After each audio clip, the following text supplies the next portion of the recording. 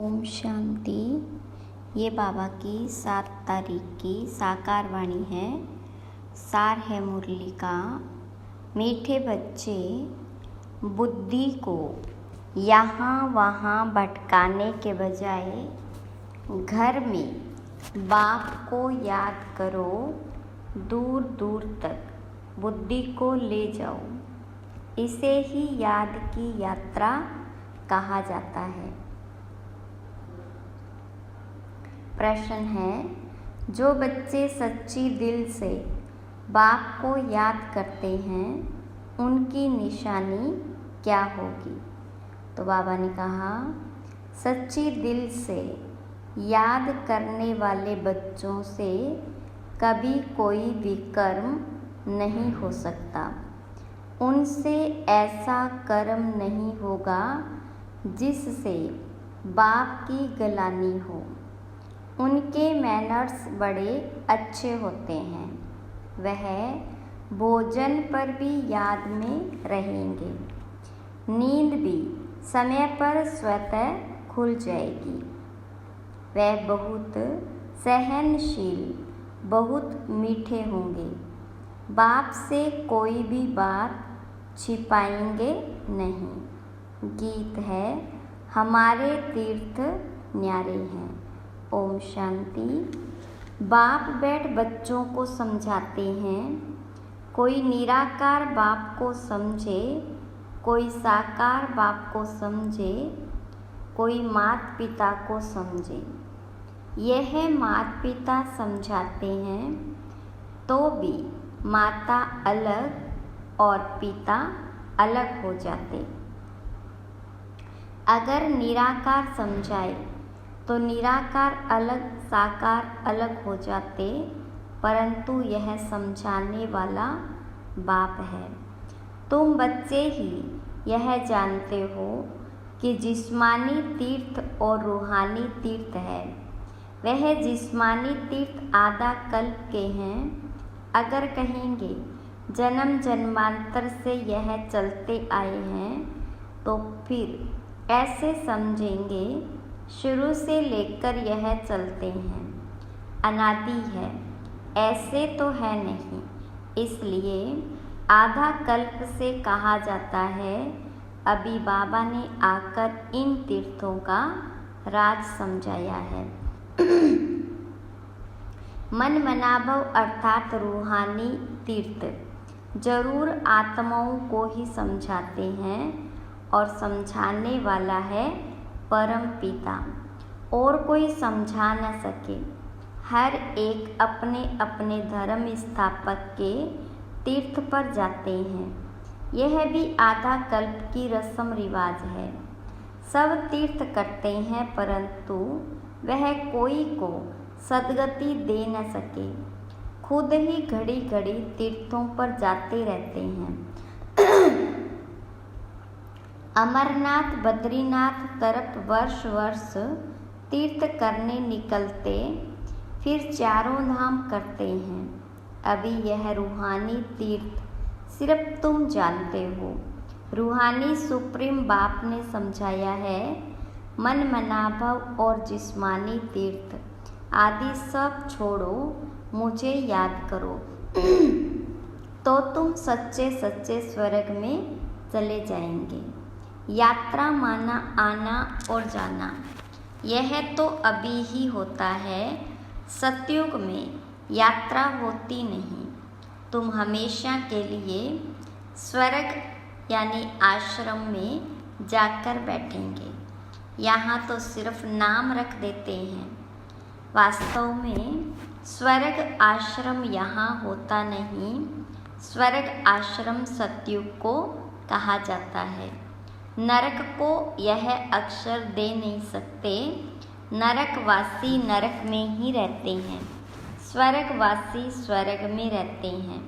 यहाँ तो जिस्मानी आश्रम में जाकर फिर लौट आते हैं। यह बेहद का बाप समझाते हैं। वास्तव में सच्चा सच्चा बेहद का गुरु एक ही है। बेहद का बाप भी एक है। भल कहते हैं आखांगा गुरु, परंतु वह कोई गुरु नहीं। सदगति दाता तो नहीं है ना। अगर सदगति दाता होता तो खुद भी गति सदगति में जाए। उनको गुरु नहीं कहेंगे, यह तो सिर्फ नाम रख देते। सिख लोग कहते हैं सतगुरु अकाल। वास्तव में सत श्री अकाल एक ही परमात्मा है, जिसको सतगुरु भी कहते हैं। वही सदगति करने वाला है। इस्लामी बोधि या ब्रह्मा आदि नहीं कर सकते, बल कहते हैं गुरु ब्रह्मा गुरु विष्णु।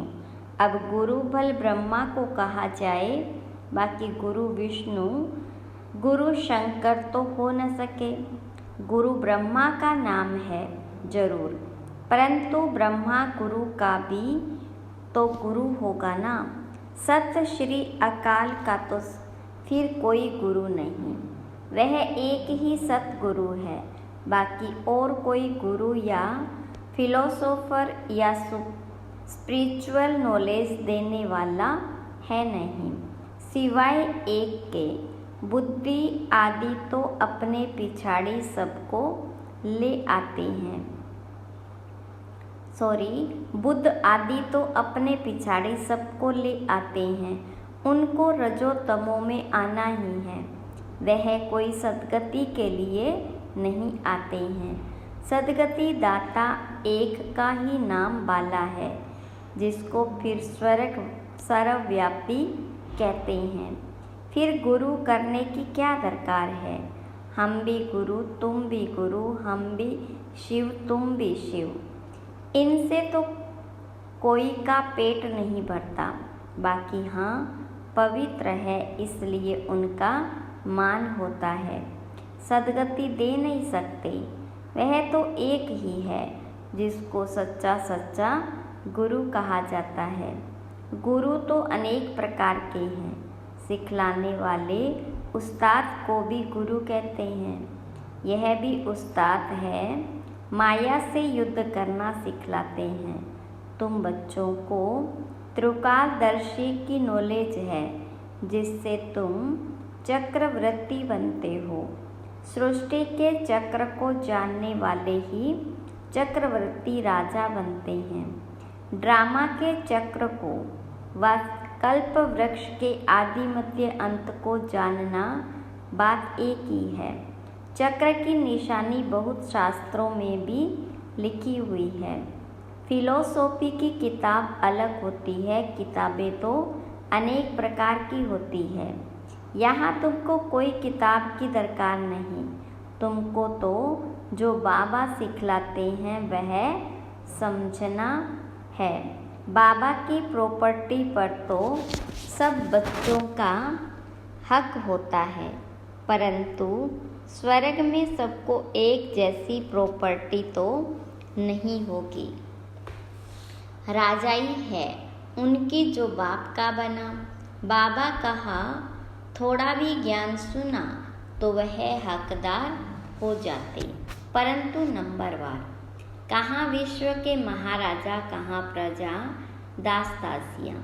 यह सारी राजधानी स्थापन हो रही है। बाप का बनने से स्वर्ग का वर्षा तो जरूर मिलता है। वर्षा मिलता है बाप से। यह है नई बातें। नई बातें होने के कारण मनुष्य समझते नहीं। बाबा समझाते हैं सतयुग में विकार है नहीं। माया ही नहीं तो विकार कहाँ से आए। माया का राज्य शुरू होता है द्वापर से। यह है रावण की 5 जंजीरें। यहाँ वहाँ यह होती नहीं। जास्ती डिस्कस नहीं करना है।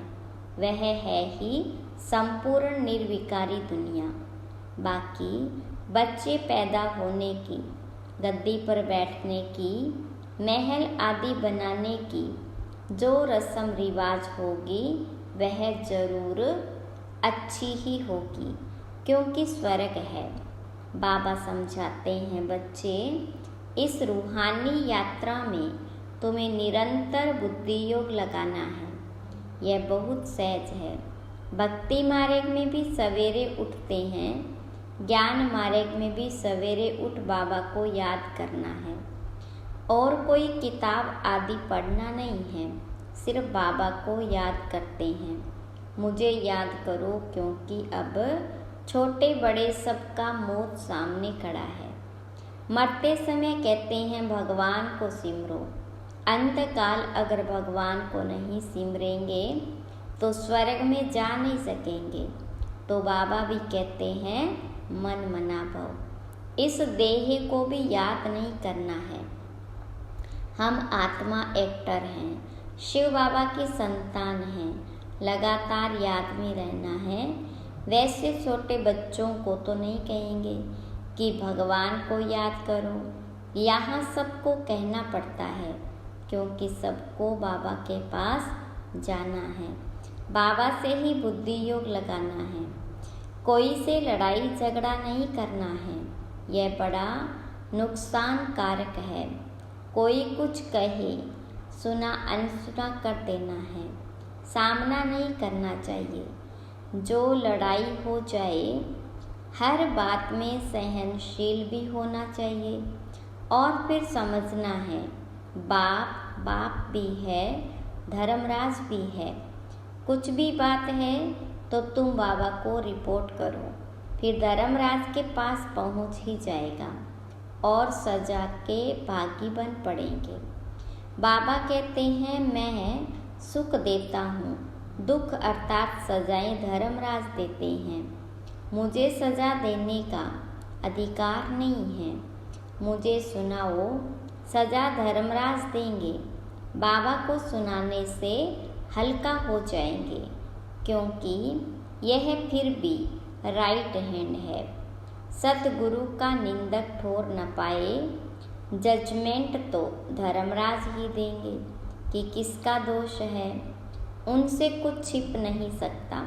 कहेंगे ड्रामा अनुसार भूल की कल्प पहले भी की होगी, परंतु इसका मतलब यह नहीं कि भूल करते ही रहना है।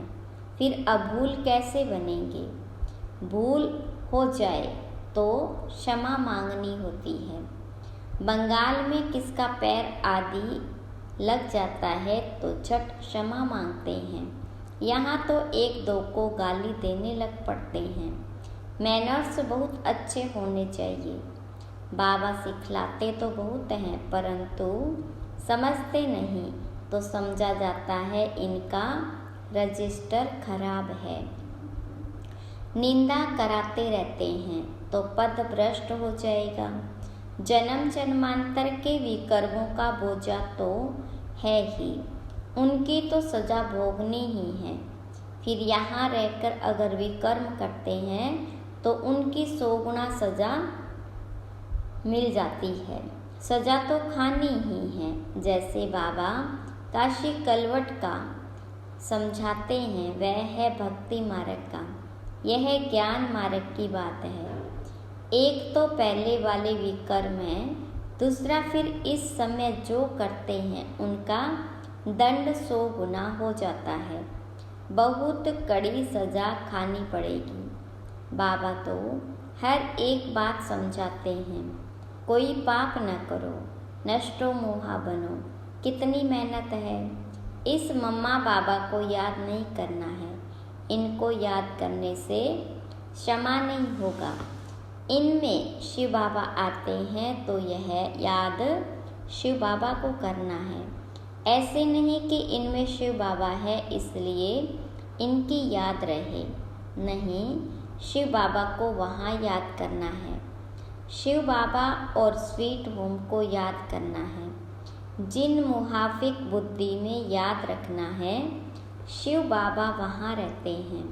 शिव बाबा यहाँ आकर सुनाते हैं, परंतु हमको याद वहाँ करना है, यहाँ नहीं। बुद्धि दूर जानी चाहिए, यहाँ नहीं। यह शिव बाबा तो चला जाएगा। शिव बाबा इस एक में ही आते हैं। मम्मा में उनको देख न सके। तुम जानते हो यह बाबा का रथ है, परंतु इनके चेहरे को नहीं देखना है। बुद्धि वहाँ लटकी रहे। यहाँ बुद्धि रहने से इतना मज़ा नहीं आएगा।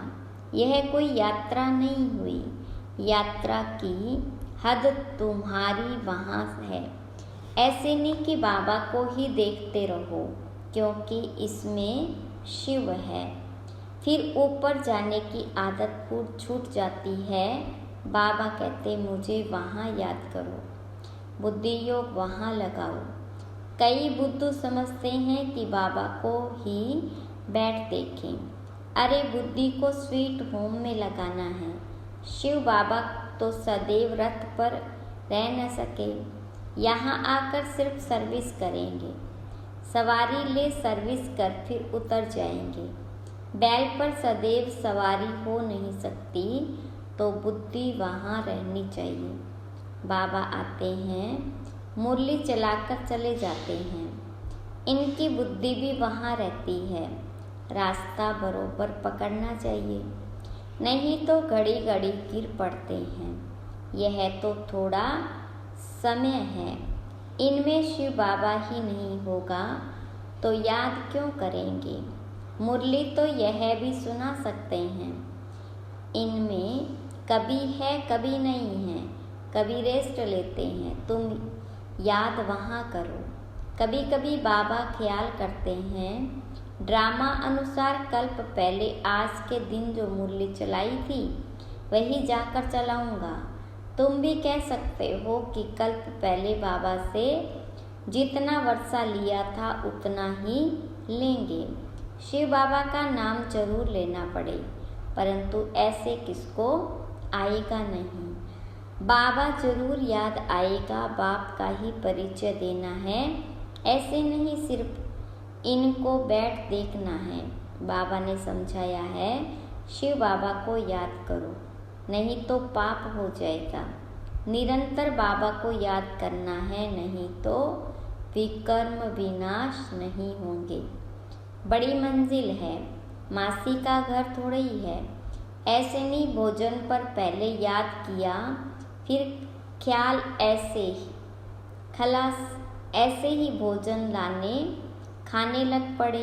नहीं, सारा समय याद करना पड़े, मेहनत है। ऐसे थोड़े ही ऊंच पद मिल सकता है। तब तो देखो करोड़ों में 8 रतन पास होते हैं। मंजिल बड़ी भारी है, विश्व का मालिक बनना है। यह तो किसकी बुद्धि में नहीं होगा, इनकी बुद्धि में भी नहीं था। अब ख्याल किया जाता है 84 जन्म किसको मिलते हैं। जरूर जो पहले आते हैं वह है लक्ष्मी नारायण। यह है सब विचार सागर मंथन करने की बातें। बाबा समझाते हैं, हथ काढ़े दिल यार्डे। बल धंधे आदि में रहो, परंतु निरंतर बाबा को याद करते रहो। यह है यात्रा। तीर्थों पर जाकर फिर लौटना नहीं है। तीर्थ बहुत मनुष्य करते हैं, अब तो वहाँ पर भी गंध हो गया। नहीं तो तीर्थों पर स्थान पर कभी वैशाल्य नहीं होते। अभी कितना भ्रष्टाचार है। एक धनी तो कोई है नहीं, झट गाली देने लग पड़ते। आज चीफ मिनिस्टर है, कल उनको भी उतार देते हैं। माया के मुरीद बन जाते। पैसे इकट्ठे करेंगे, मकान बनाएंगे, धन के पिछाड़ी चोरी करने लग पड़ते हैं। तुम अब स्वर्ग में जाने की तैयारी कर रहे हो, वही याद आना चाहिए। धारणा भी होनी चाहिए। मुरली लिख कर फिर रिवाइज करनी चाहिए। फुर्सत तो बहुत रहती है, रात को तो बहुत फुर्सत है। रात को जागो तो आदत पड़ जाएगी। जो सच्चा सच्चा बाबा को याद करने वाला होगा, उनकी आँख आपे ही खुल जाएगी। बाबा अनुभव बताते हैं कैसे रात को आँख खुल जाती है। अभी तो नींद के लिए और ही पुरुषार्थ करते हैं। हाँ, स्थूल काम करने से भी शरीर को थकावट होती है। बाबा का रथ भी देखो कितना पुराना है। विचार करो, बाबा पतित दुनिया में आकर कितनी मेहनत करते हैं। भक्ति मार्ग में भी मेहनत करते थे, अभी भी मेहनत करते हैं। शरीर भी पतित तो दुनिया भी पतित। बाबा कहते मैं आधा कल्प तो बहुत आराम करता हूँ, कुछ भी ख्याल नहीं करना पड़ता। भक्ति मार्ग में बहुत ख्याल करना पड़ता है, इसलिए गाया हुआ है ocean of knowledge, ocean of bliss. कितनी महिमा करते, वही बाबा अभी हमको पढ़ाते हैं और कोई पढ़ा न सके। अच्छा, मीठे मीठे सिक्की लदे बच्चों प्रति माता पिता बाप दादा का याद प्यार और गुड मॉर्निंग। रूहानी बाप की रूहानी बच्चों को नमस्ते, रूहानी बच्चों की रूहानी बाप दादा को याद प्यार गुड मॉर्निंग और नमस्ते। धारणा के लिए मुख्य सार। पहली पॉइंट, किसी का भी सामना नहीं करना है। कोई कुछ कहे तो सुना अनसुना कर देना है, सहनशील बनना है, सतगुरु की निंदा नहीं करानी है। दूसरी पॉइंट, अपना रजिस्टर खराब होने नहीं देना है।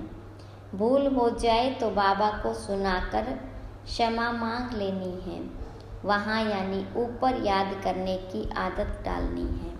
वरदान है, साइलेंस की शक्ति द्वारा जमा के खाते को बढ़ाने वाले श्रेष्ठ पद के अधिकारी भव। विस्तार, जैसे वर्तमान समय साइंस की शक्ति का बहुत प्रभाव है, अल्पकाल के लिए प्राप्ति करा रही है, ऐसे साइलेंस की शक्ति द्वारा जमा का खाता बढ़ाओ। बाबा की दिव्य दृष्टि से स्वयं में शक्ति जमा करो, तब जमा किया हुआ समय पर दूसरों को दे सकेंगे। जो दृष्टि के महत्व को जानकर साइलेंस की शक्ति जमा कर लेते हैं, वही श्रेष्ठ पद के अधिकारी बनते हैं। उनके चेहरे से खुशी की रूहानी झलक दिखाई देती है। स्लोगन, अपने आप नेचुरल अटेंशन हो तो किसी भी प्रकार का टेंशन आ नहीं सकता। ओम शांति।